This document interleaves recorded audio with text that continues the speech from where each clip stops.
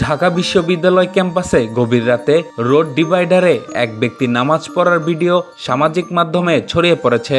মঙ্গলবার দিবাগত রাত প্রায় 2টার দিকে ধারণ করা ভিডিও পোস্ট হওয়ার পর মুহূর্তের মধ্যে ভাইরাল হয়ে যায়।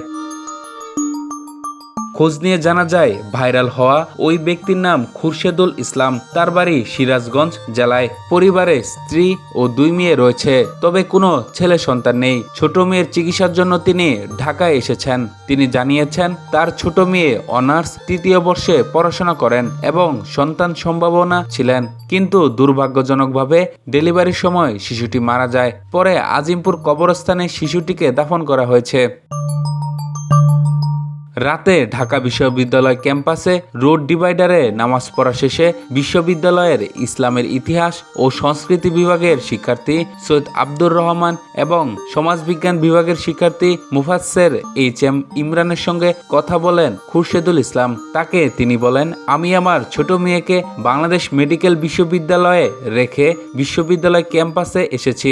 আশেপাশে কোনো নামাজের জায়গা না পেয়ে রোড ডিভাইডারেই নামাজে দাঁড়িয়ে যাই।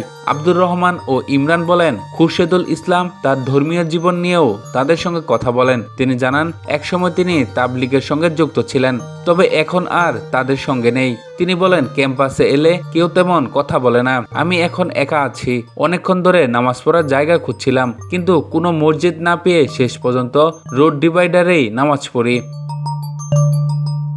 ঢাকা বিশ্ববিদ্যালয় ক্যাম্পাসে আসার বিষয়ে খুরশেদুল ইসলাম বলেন, আমি এদিকে এমনিতে এসেছি, একটু ঘুরে আবার হাসপাতালে চলে যাব।